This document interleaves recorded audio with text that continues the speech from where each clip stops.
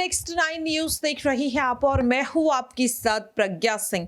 Bhim army के chief और Azad Samaj party के संस्थापक चंद्रशेखर आजाद लगातार अपनी आवाज को बुलंद करते हुए दिखाई दे रही हैं। दलितों के साथ हो रही हिंसा या फिर बेटियों के साथ हो रही दरिंदगी, हर एक मुद्दे पर खुलकर अपनी बात को चंद्रशेखर आजाद रखते हुए नजर आ रहे हैं। सवाल लगातार ये उठ रहा है कि जिस साहस के साथ लगातार चंद्रशेखर आजाद अपनी आवाज को उठा रहे हैं, क्या इसके बाद चंद्रशेखर आजाद को वो बड़ी जिम्मेदारी मिलने वाली है जिसकी मांग लगातार भीम आर्मी कर रही है। चंद्रशेखर आजाद पर हुए हमले की हकीकत अभी तक सामने नहीं आई है। बीते 20 जुलाई को जिस तरीके से हम सभी ने देखा कि चंद्रशेखर आजाद एक बड़ा आह्वान करते हैं और 21 जुलाई को वो अपने समर्थकों के साथ दिल्ली कूच करते हैं। 21 जुलाई को दिल्ली के जंतर मंतर पर जो नजारा हम सभी ने देखा दर्शकों, वो वाकई में हैरान कर देने वाला था। किसी नेता के पीछे इतनी भीड़ शायद पहली बार किसी ने देखी होगी और वाकई में ये उनके समर्थक थे जो चिलचिलाती धूप में जंतर मंतर पर सिर्फ और सिर्फ एक ही नारा दे रहे थे, आजाद भाई तुम संघर्ष करो, हम तुम्हारे साथ हैं। सवाल लगातार ये उठ रहा है कि जो जंग यहां पर चंद्रशेखर आजाद ने छेड़ दी है, क्या उसमें उन्हें जीत मिलती हुई दिखाई देगी? किस तरह से वो न केवल राज्य में बैठी योगी सरकार पर सीधा सीधा सवाल खड़े कर रही है, बल्कि केंद्र में बैठी मोदी सरकार पर भी हल्ला बोल करते हुए नजर आ रहे हैं। किस तरह से मणिपुर में हुई हिंसा को लेकर और दलितों पर लगातार बढ़ रहे अत्याचार को लेकर चंद्रशेखर आजाद सीधे सीधे भारतीय जनता पार्टी पर सवालिया निशान उठाते हुए नजर आए। आप भी जरा सुनिए। आजाद को यहाँ पर समर्थन मिलता हुआ दिखाई दे रहा है। यहाँ पर सवाल ये रहेगा कि कई विपक्षी दलों ने चंद्रशेखर आजाद को समर्थन दिया, यहाँ तक के सुभाषपा के प्रमुख ओम प्रकाश राजभर उनसे मुलाकात करने भी गए, लेकिन दलितों की मसीहा माने जाने वाली बसपा सुप्रीमो मायावती इस मामले पर अभी तक खामोश है। तो क्या लग रहा है कि चंद्रशेखर आजाद का वर्चस्व जो लगातार तेजी से बढ़ रहा है, उन्हें भीम आर्मी का समर्थन मिल रहा है, क्या इससे मायावती घबराती हुई दिखाई दे रही है? ऐसा कुछ नहीं है, हमारी बहन जी घबरा नहीं रही है, हमारे भाई। तो फिर उन्होंने कुछ कहा क्यों? अभी तक वो खामोश क्यों है इस मामले में? उनकी राजनीति हमेशा शांत राजनीति रही है, आज तक का ये उनका। लेकिन कम से कम वो तमाम मुद्दों पर अपनी बात रख रही हैं। चंद्रशेखर आजाद पर हुए हमले को लेकर एक ट्वीट तो वो कर सकती थी, मुलाकात तो कर सकती थी। वो कर सकती है, उनकी अपनी सोच है, हमारे भाई अपने अलग अपने हिसाब से चलते हैं, लेकिन हमारा अपना काम कर रहा है बहन जी, हमारी अपना काम कर रहे हैं, वो हमारी आदर्श नेता, हम उनको मानते हैं। यानी कि जो तमाम लोग लगातार मायावती और चंद्रशेखर आजाद के बीच खाई पैदा करने की कोशिश कर रहे हैं, क्या लग रहा है ये खाई वो पैदा कर पाएंगे? क्योंकि लगातार ये सवाल उठाया जा रहा है कि मायावती खामोश। कोई खाई नहीं है, बहन कुमारी मायावती जी राजनीति करते हैं और भाई हमारा बहुजनों का आगे बढ़ के। यानी कि साल 2024 में मायावती जी और यहाँ पर चंद्रशेखर आजाद एक साथ नजर आएंगे, क्योंकि अभी तक नजर नहीं बताएगा भाई, बताएगा कि आगे क्या होता है। हमारे बताएंगे वो क्या निर्णय लेती है। बहन कुमारी मायावती जी बताएंगे, बड़े भाई एडवोकेट चंद्रशेखर आजाद जी बताएंगे।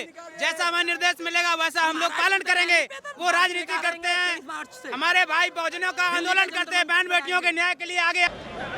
फिर 21 मई 2017 को आप मेरे समाज के सिर माथे सारे लोगों ने आके यही जंतर मंतर, इसी पर आकर आपने मेरे हौसलों को बुलंद करके कहा कि लड़, हम तेरे साथ हैं।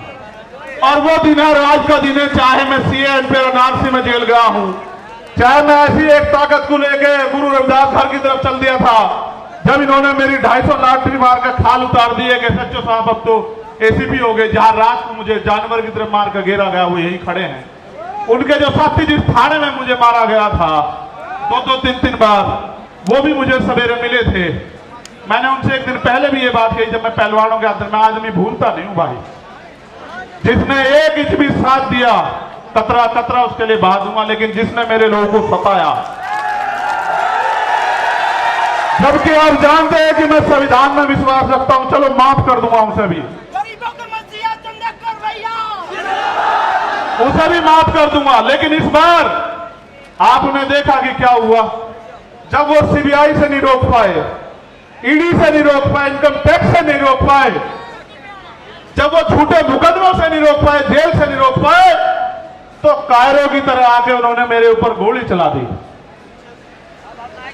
आपकी गोली की तमन्ना सच्ची थी और मेरे लोगों के खून के आंसुओं की संघर्ष की तमन्ना सच्ची थी। अगर आपके गोलियों की तमन्ना सच्ची होती और मुझे कोई आगे की लड़ाई ना लड़नी होती, तो उसी दिन प्रकृति जो है मुझे खत्म कर देती, क्योंकि गोली का जो सामना वो बड़ा खतरनाक था। मैं आपको ये बात इसलिए बताना चाहता हूं, मैं आपका खून हूं। मैं कल भी थारा था, आज भी थारा हूं, और चाहे फर्श पर रहूं या अर्श पर रहूं या मिट जाऊं, मेरे खून का एक एक कतरा आपके स्वाभिमान सम्मान के लिए हमेशा खर्च होगा। मेरी बात को याद रखना। लोगों ने कितना गुमराह किया आपको, क्या क्या नहीं बताया, क्या क्या नहीं आरोप लगाए, फिर भी नहीं रोक पाए। क्योंकि जब एक गरीब का बेटा खड़ा होता है तो बहुत लोगों को तकलीफ होती है। लोगों को लगता है कि ये देश अमीरों का है और अमीर इस देश में राज करेंगे और गरीब जो है वो खून के आंसू रोगा। मैं आपको ये कहना चाहता हूं कि वो दिन दूर नहीं, गरीब इस देश में खून के आंसू रोने का नहीं, और गरीब इस देश में राज करेगा, ये बात लेके हम लोग सड़कों पर निकलते हैं। और हम तो हर दिन को आखिरी दिन मानते हैं।